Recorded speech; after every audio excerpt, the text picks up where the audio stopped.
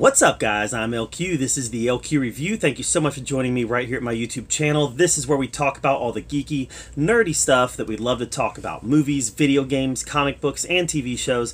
And right now I'd like to give you guys my review of the new Netflix original movie, Stowaway. Now, I am not a huge fan of space movies. I'm notorious for going on record and saying I was bored to tears by Interstellar. I just was. I did not like it. I thought it was boring, and a lot of people have criticized me for that. Gravity, I thought, was okay. It was a little boring. I find these space movies to be boring, to be honest with you.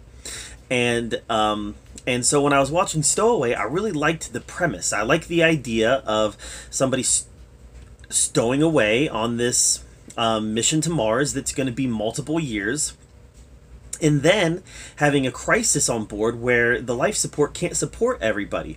What are the moral, ethical decisions that come along with that kind of predicament?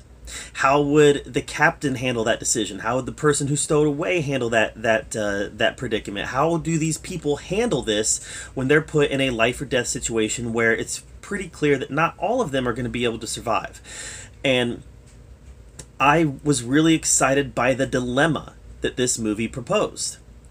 Unfortunately, the movie didn't really explore the dilemma as much as I would have liked. Yeah, it's sprinkled in there. You've got the sprinkling in there of, the captain maybe wanting to sacrifice herself, but reasons why she can't. You've got the idea behind, the value of each one of these astronauts versus the value of the person that stowed away. What kind of value does their life have? And like I said, it explored this to some extent, but at the end of the day, it was really just kind of sprinkled in there, and it was very surface. We didn't get a lot of context behind this conundrum. It was really all very surface. And what the movie chose to focus on instead was Anna Kendrick's character, the doctor who was on board the ship. Anna Kendrick's character trying to find a way to save this person's life. And this person was played by Shamir Anderson. I'm not very familiar with Shamir Anderson as an actor. I gotta tell you, he did great in this movie. His performance was solid. In fact, all the performances were solid. You had Anna Kendrick in there playing Zoe. You had Toni Collette in there playing the captain.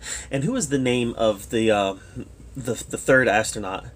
Daniel Day Kim played David Kim, was it a botanist? I don't know, but he was an astronaut who was going to grow a crop on Mars. And the performances were very good across the board. They all did a good job of conveying kind of the hopelessness of the situation, and they had very good chemistry together. The problem is that, like I said, while they conveyed the hopelessness of the situation, there wasn't much digging beneath the surface on what the real moral dilemmas are here, what the real ethical dilemmas are here. You had a lot of cold, calculating people, other than Zoe, played by Anna Kendrick. You had a lot of cold, calculating people, and I suppose that could come with the fact that they are astronauts and they are scientists, and they see things in as A's and B's and not necessarily as people. And because of that, like I said, it just felt very, I don't know, it felt very cold. There wasn't much to cheer about in this movie. It was a very dark, dour movie. Even though the ending, even though there was a tragedy at the end of the movie, it had this ending that left you with some hope. But at the same time, the ending was so tragic that you couldn't help but feel that hope because you were so depressed by the losses that the victory brought, or the loss that the victory brought. I just found this to be dour and depressing and not particularly engaging. It's like it didn't want to ask the big, tough questions about the ethics behind this. So while the performances were good, the special effects were top-notch, the movie, I just felt like it didn't have much to say. And that was too bad because it really had an excellent premise.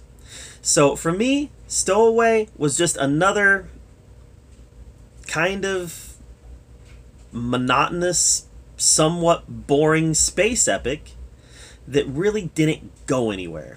And that's too bad. Toni Collette, such a great actress, and yeah, she did good with what she had here, but at the end of the day, I felt like her job was to look sad or defeated. She didn't really have a meaty role that allowed her to perform to the level that she's able to. I just felt like there was a lot of missed opportunities here, and that's too bad because the ball was teed up. The ball was teed up, and it was ready to be whacked out of the park. And I just felt like they swung and they missed, and that's too bad. That's too bad. So excellent premise. The execution left a lot to be desired. So that's my take on Stowaway. What did you think about Stowaway? Let me know in the comments down below. While you're down there, make sure that you subscribe to my channel. And as always, thank you so much for joining me right here at the LQ Review, where we talk about all the geeky, nerdy stuff we love to talk about. Till next time, we'll see you later.